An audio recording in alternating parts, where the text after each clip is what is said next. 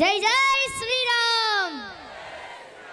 Social મીડિયામાં ક્યાંક ને ક્યાંક જોયા હશે, તમે જોયા છો? કેટલા લોકોએ જોયા છે અમને? બધાએ?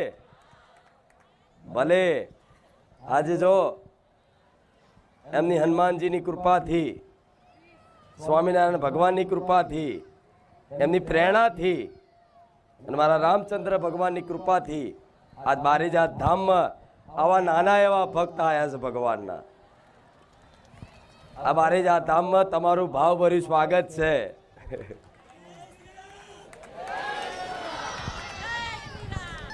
આટલી ઉંમરે આ ભક્તિ જાગવી,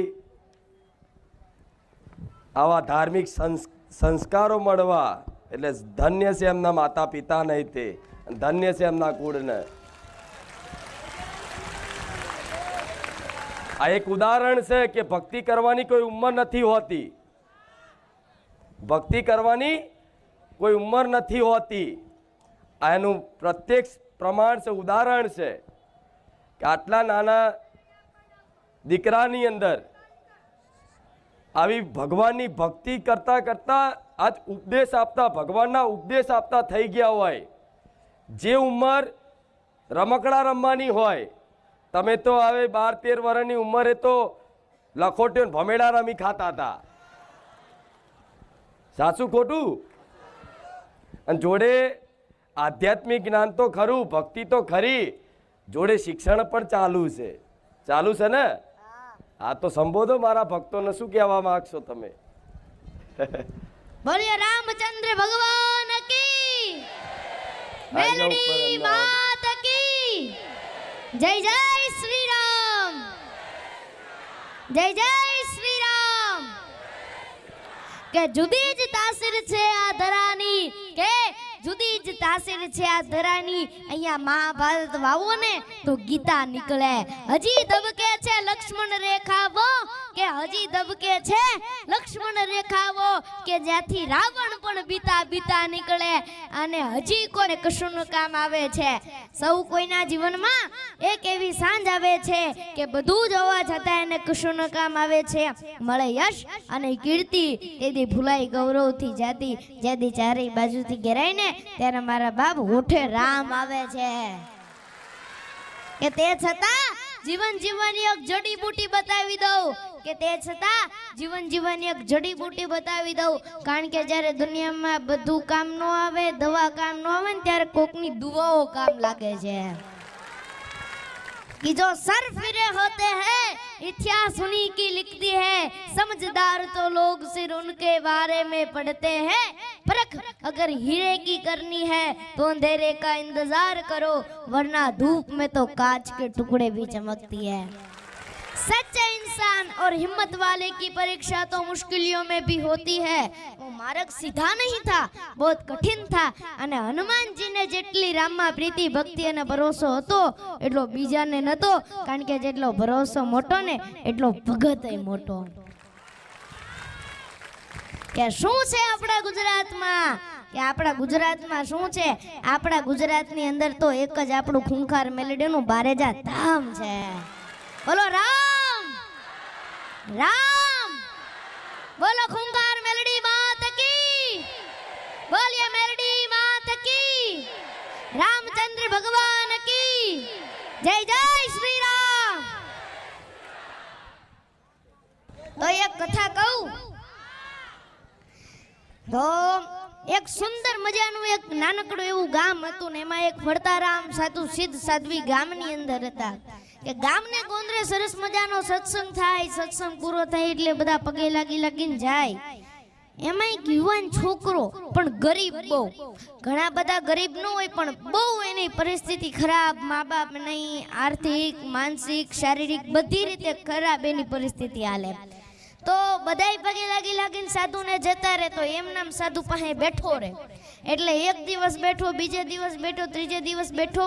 એટલે સાધુએ પૂછ્યું કે ભાઈ તું અહીંયા કેમ બેસે છે?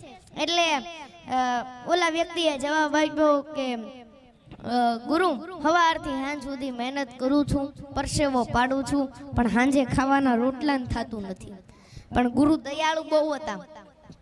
આંખ બંધ કરી ઈ માણાનું પ્રારબ્ધમાં નજર નાખી, એટલે એનું ભાગ્ય હોય ને ઈ જોયું. ભાગ્યમાં તો દેખાણું કે એની તો આખી જિંદગી દુઃખમય છે, પણ સાધુ હતા બહુ દયાળુ, કરુણા ભાવવાળા. ઓલા વ્યક્તિએ કીધું કાંઈ વાંધો નહીં, 5 વર્ષ તો સુખ મળશે, 5 વર્ષ મને સુખી કરો.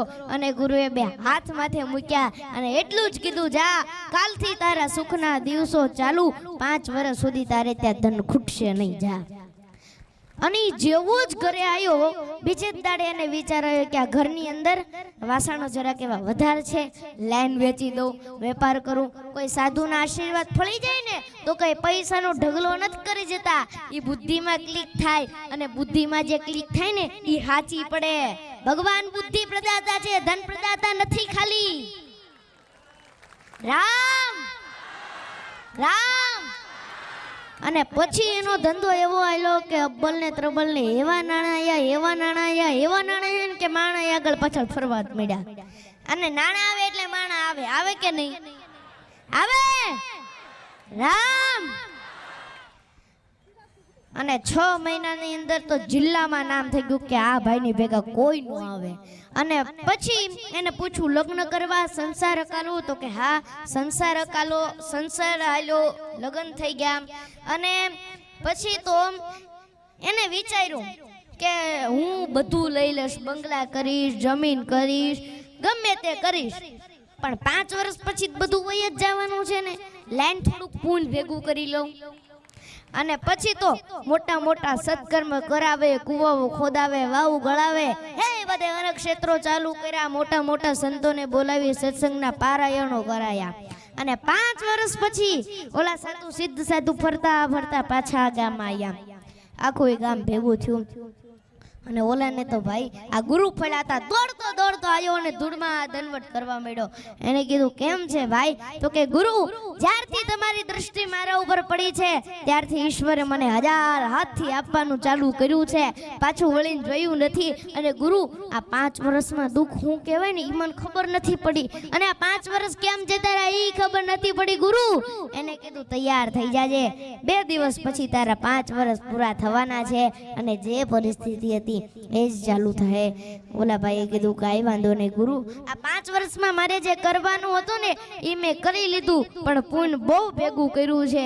અને ગુરુએ ફરી નાક બંધ કરી હો, અને ઈશ્વરના દરબારમાં સમાધિમાં જ્યાં જોયું ત્યાં ઈશ્વરના દરબારમાં ચોપડા પુણ્યના જમા જમા જમા જમા જમા. ભગવાને એનું ભાગ્ય લખ્યું હતું ને એની જગ્યાએ ફેરવી નાખ્યું કે આ જીવન સંપત્તિવાન રહેશે. इन हाथों की लकीरों पर भरोसा मत करना यारो, इन हाथों की लकीरों पर भरोसा मत करना यारो, क्योंकि तकदीर तो उनकी भी होती है जिसके हाथ भी नहीं होते. आज के आनंद की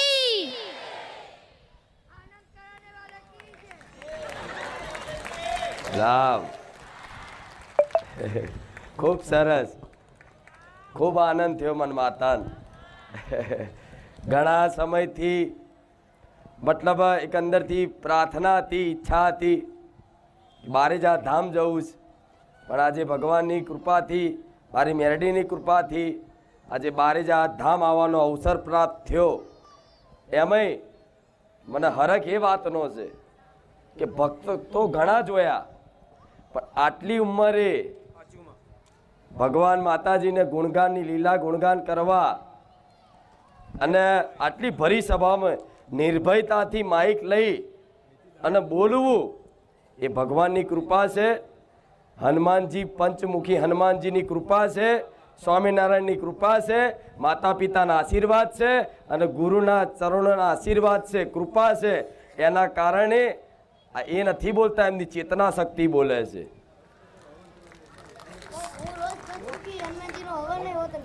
પંચમુખી હનુમાનજીને જો મને દેખાય, મને ખબર હોય કે કોની કેટલી કૃપા છે, પણ વિશેષ કૃપા હનુમાનજી છે. એમાંય પંચમુખી હનુમાનજી, એ પંચમુખી હનુમાનજીની કૃપાથી અહીંયા રામ છે ને એ હનુમાનજીએ જ મોકલ્યા રામ જોડે. મારા ધામમાં રામજી બિરાજમાન છે, સીતાજી બિરાજમાન છે, લક્ષ્મણજી છે, હનુમાનજી છે, અને મારા રામ ભક્તો અહીંયા આવે છે. આ રામ નામની ધજાઓ લહેરાઈશ, આ ભૂમિ, આ ધામ, આ પાવન એટલે છે કે રામ રામ બોલવા વાળા મારા લાખો ભક્તો બારેજા ધામ આવે છે. હું સુંદરકાંડમાં આવવાનો છું. સુંદરકાંડમાં આવશો? સરસ, તો ખૂબ આનંદ આવશે. આવશે ને? તો અમારા ભક્તોને તમને વધુ સાંભળવા હોય તો મોબાઈલમાં કયા પ્લેટફોર્મ ઉપર તમને વધુ સાંભળી શકે અમારા ભક્તો?